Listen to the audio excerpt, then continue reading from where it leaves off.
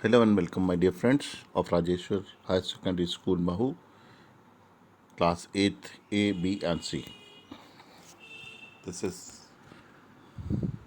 your friend, philosopher, and guide, your teacher, Prabhat Sharma, with you once again.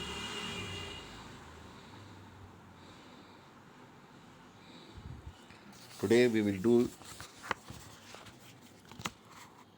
Unit 4, Unlikely Destinations, Section 2, From the Journey to the Center of the Earth. Excuse me, dear. So today we'll read an excerpt from the novel Journey to the Center of the Earth, which is about a German professor of geology and mineralogy named Lindenbrook and his nephew Axel Lindenbrook, who believe there are volcanic tubes going towards the center of the earth. They have read this in a book by Arne Seknusserim, a scholar from the 16th century who had traveled to the center of the earth and recorded instructions on how to reach it. They are accomplished, they are accompanied by Hans, the Icelandic guide. They come across numerous adventures, including extinct animals and natural perils, before returning to back to the surface again. So, my dear students, I shall read out the section 2 from the journey to the center of the earth, page number 98 of our course book.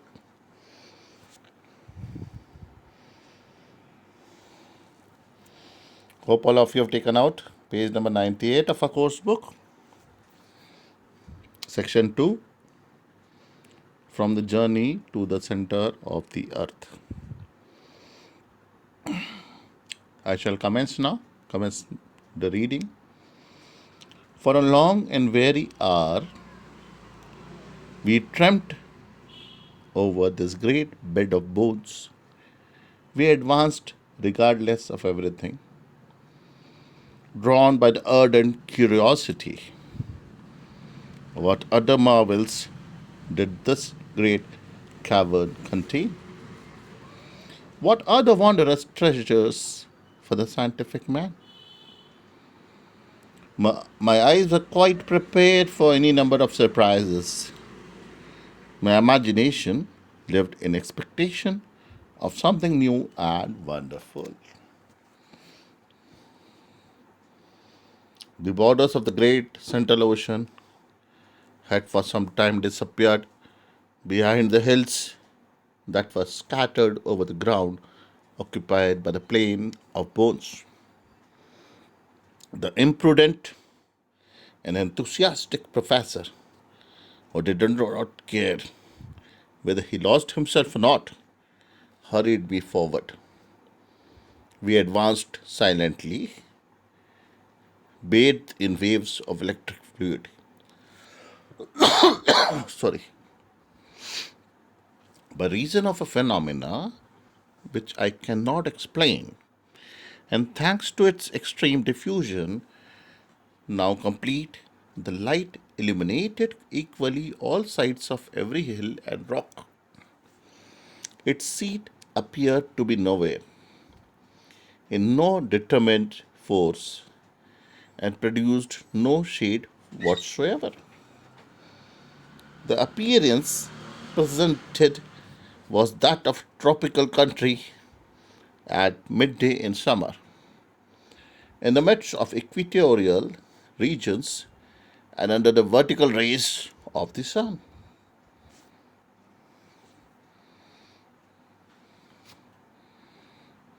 All signs of vapor had disappeared. the rocks, the distant mountains, some confused masses of far off forests, assumed a weird and mysterious aspect under the equal distribution of the luminous fluid. We resembled, to a certain extent, the mysterious personage of one of the Hoffman's fantastic tales, the man who lost his shadow. After we had walked about a mile further, we came to the edge of the vast forest, not, however, one of the vast mushroom forests we had discovered near Port Gretchen.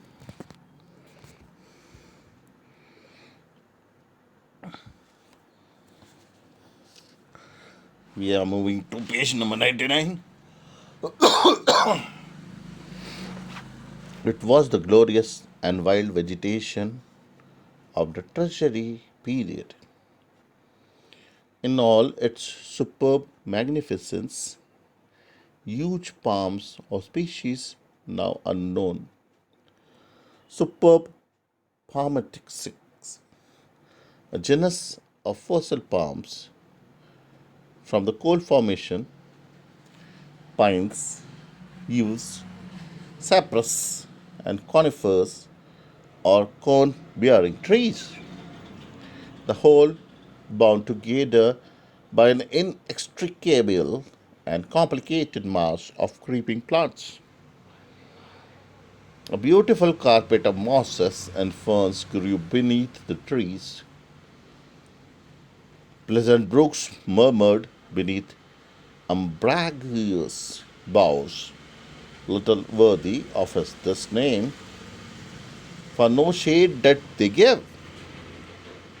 Upon their borders grew small tree-like shrubs, such as are seen in hot countries in our own inhabited globes. This one lacking in these plants, these shrubs, these trees was color, forever deprived of the vivifying warmth of the sun. They were vapid and colorless. All shade was lost in one uniform tint of a brown and faded character. The leaves were wholly devoid of green, and the flowers, so numerous during the tertiary period, which gave them birth,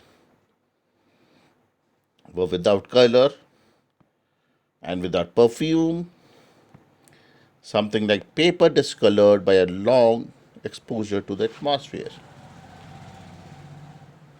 My uncle ventured beneath the gigantic groves. I followed him, though not without a certain amount of fear, since nature had shown herself capable of producing some stupendous vegetable supplies. Why might we not meet the mammals just as large and therefore dangerous? I practically remarked in the clearings left by trees that had fallen and been partially consumed by time. Many leguminous means bean-like shrubs such as maple and other eatable trees dear to ruminating animals. Then there appeared, confounded together and intermixed, the trees of such varied lands, specimens of the vegetation of every part of the globe. There was the oak near the palm tree, the Australian eucalyptus, leaning against the tall Norwegian pine, the poplar of the north,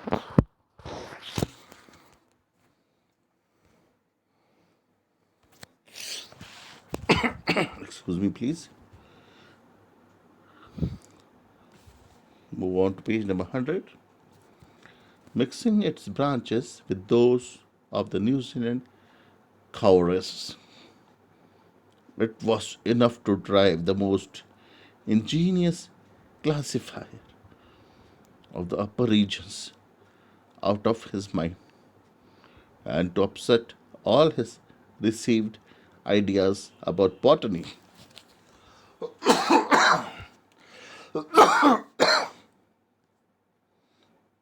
Suddenly, I stopped short and restrained my uncle.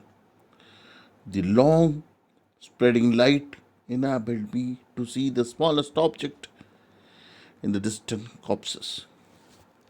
I thought I saw. No, I really did see with my own eyes. Immense, gigantic animals moving about under the mighty trees.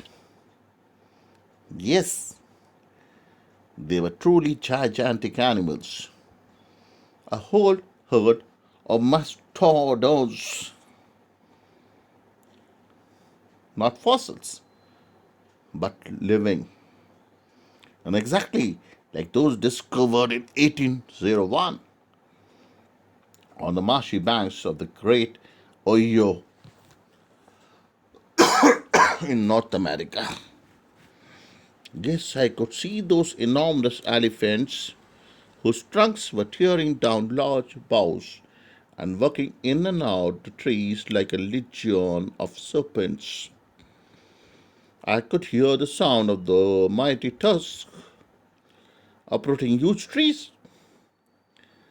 The boughs crackled, and the whole masses of leaves and green branches went down the capacious throats of these terrible monsters. That wondrous dream when I saw the prehistorical times revived, when the tertiary and quaternary periods passed before me, was now realized. And there we were alone, far down in the bowels of the earth, at the mercy of its ferocious inhabitants. My uncle paused, full of wonder and astonishment. Come, he said at last, when his first surprise was over. Come along, my boy, and let us see them nearer. No, replied I, disdaining his efforts to drag me forward. We are wholly without arms. What should we do in the midst of that flock of gigantic quadrupeds? Come away, uncle, I beg you. No human creature can brave the ferocious anger of these monsters. No human creature? Said my uncle, suddenly lowering his my voice to a mysterious whisper. You are mistaken, my dear boy. Look, it seems to me that I behold a human being like ourselves. A man. I looked, shrugging my shoulders. I decided to push incredulity to its very last limits. But I was compelled to yield to the fate of the visual demonstration.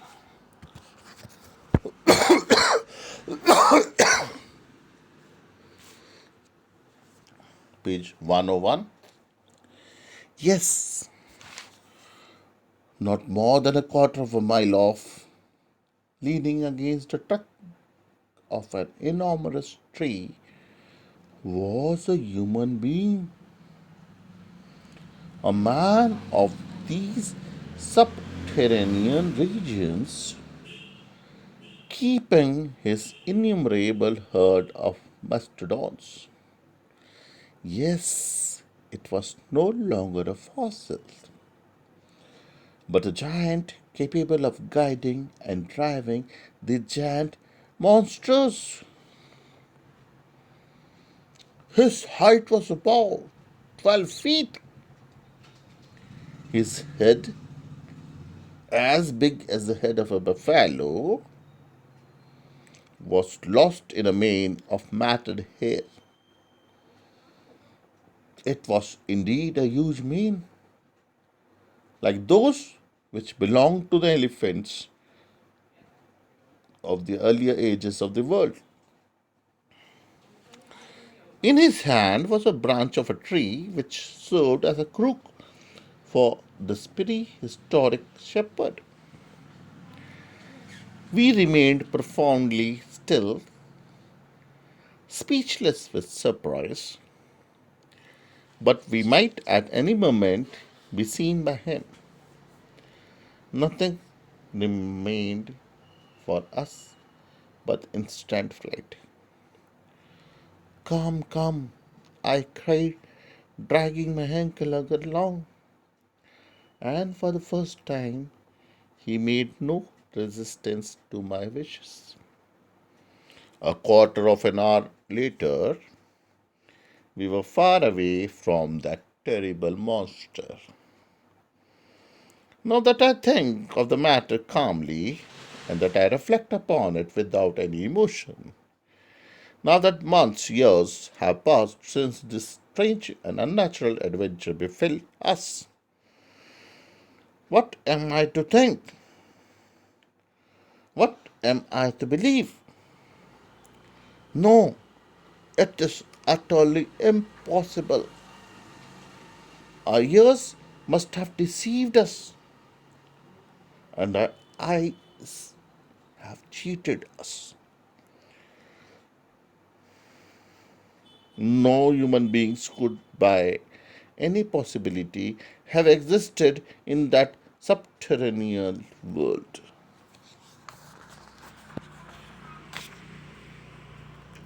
No generation of man could inhabit the low caravans of the globe without taking note of those who peopled the surface. Without communication with them, it was folly, nothing else. This animal surpassed in height of all things known to modern science, a living man, and with him a whole generation of gigantic animals buried inside the earth.